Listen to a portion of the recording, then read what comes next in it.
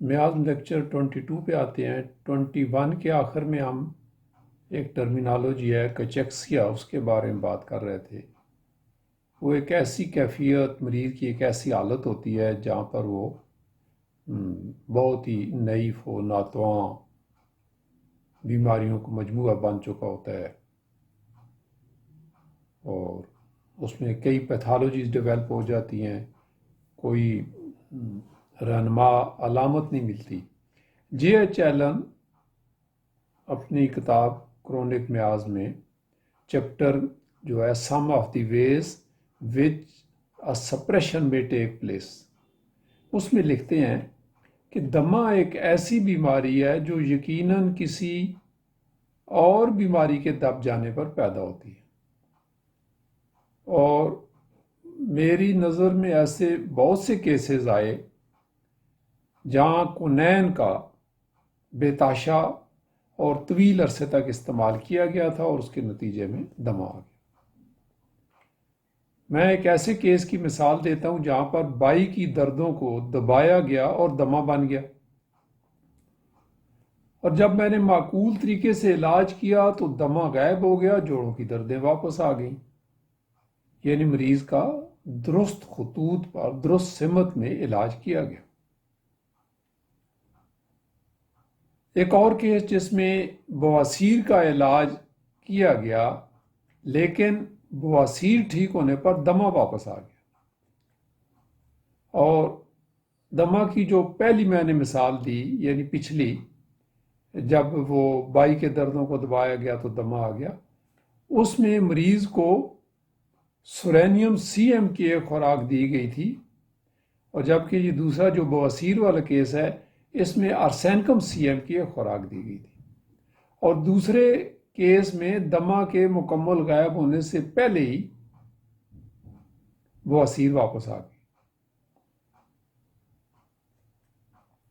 مجھے ایک اور کیس کی مثال یاد ہے جہاں پر کائی کا بخار، جسے اے فیور کہتے ہیں، جب لوکل علاج سے دبایا گیا تو مریض کو نفسیاتی اور اعصابی مسائل شروع ہو گئے،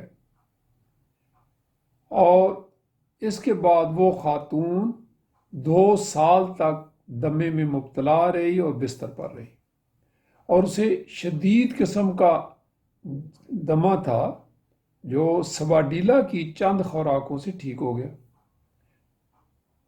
لکھتے ہیں وہ خاتون اتنی حساس تھی کہ اس میں سی ایم پوٹینسی کی میں اسے سی ایم پوٹینسی کی ایک سے زیادہ خوراک نہیں دے سکتا تھا، کیونکہ ہر خوراک کے بعد اس کا جسم سن ہو جاتا اور اسے شدید پسینے آتے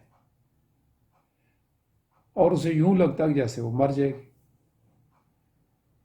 خیر دوسری اور تیسری خوراک اسے مناسب وقفوں سے دی گئی، لیکن ہر بار شدید ایگریویشن ہوتی، تاہم چند خوراکوں کے بعد اس کا دمہ مکمل طور پر ٹھیک ہو گیا اور وہ نارمل ہو گئی۔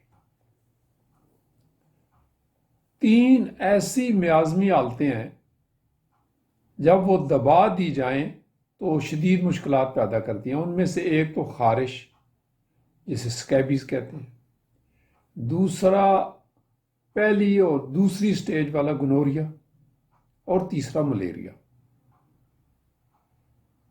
جب یہ امراض دب جائیں تو جسم میں بے حد تباہی لاتے ہیں اور مریض کو بہت تنگ کرتے ہیں۔ ہم نے جس پہلی کیفیت کے دب جانے کی بات کی ہے یعنی خارش، وہ آگے چل کر ثانوی حالت میں آ جاتی ہے جسے ہم ایگزیما کہتے ہیں، اور جب تک ایگزیما کو پہلی حالت میں نہ لے جائیں مریض کو تب تک شفا یابی نہیں ملتی۔ میرے تجربے میں جو گنوریا کی سپریشن ہے اس میں ہمیں 3 قسم کے رد عمل ملتے ہیں۔ یعنی گنوریا جب دب جاتا ہے، رحم کی سوزش جس کو آپ یوٹرس کی انفلیمیشن کہتے ہیں، فیلوپین ٹیوب کی انفلیمیشن، یا پروسٹیٹ کے مسائل، یا اس کے ساتھ مقعد کے بھی کچھ نہ کچھ مسائل۔ یہ 3 مطلب ہے پرابلم ہے جو کہ گنوریا کے جب دبتے ہیں تو یہ 3 قسم کے ریئیکشن آتے ہیں سامنے۔ تو جب گنوریا دب جاتا ہے تو اکثر لوگوں کے دماغ پر اس کا اثر پڑتا ہے اور وہ نفسیاتی مریض بن جاتے ہیں، نیم پاگل پن آ جاتا ہے۔ اور چونکہ عام طور پر یہ بات ہمارے نوٹس میں نہیں آتی، کیونکہ بیماری کے دب جانے کے فوری بعد تو یہ ہوتا نہیں، کئی دفعہ تو برس لگ جاتے ہیں تب جا کر نتیجہ نکلتا ہے۔ مجھے ایک مریض کا کیس یاد ہے جس کی عمر 51 برس تھی اور وہ اپنی زندگی میں کبھی بیمار نہیں پڑا، لیکن اس کو ہمیشہ ایک بیماری رہتی کہ لیسدار مادہ، وہ جریان جسے کہتے ہیں، ہمیشہ پیشاب کے راستے نکلتا رہتا، مثانے میں تکلیف ہوتی، یعنی آپ سمجھ لیں یو ٹی آئی ہوتی، بار بار خارجی طور سے اس کا علاج کیا جاتا، یہاں تک کہ اس کی عمر 58 برس ہو گئی، یعنی 7 سال ہو گئے۔ ایک بار کسی دوا کے ایکسٹرنل یوز سے وقتی طور پر اس کا وہ پیپ والا اخراج رک گیا یا بند ہو گیا، جس کے بعد ہوا کیا، اس کا حافظہ کمزور ہونا شروع ہوا، یہاں تک کہ اس کا حافظہ ہی ختم ہو گیا۔ اس وجہ سے اسے نوکری سے نکال دیا گیا اور پھر وہ ساری عمر اپنی فیملی پر ہی انحصار کرتا رہا جو اس کو پالتے رہے۔ دیکھیں کتنے بڑے اور برے اثرات پڑتے ہیں۔ ہمارے پاگل خانے میں پڑے لوگوں کی ایک بڑی وجہ گنوریا کا دب جانا ہے۔ ایسے بدقسمت لوگوں کی ساری عمر پاگل خانے میں گزرتی ہے، اور اس طرح کی بہت ساری مثالیں ہیں جہاں غلط علاج سے ہمارے پاگل خانے بھر جاتے ہیں۔ یہاں ہم لیکچر 22 کا اختتام کرتے ہیں۔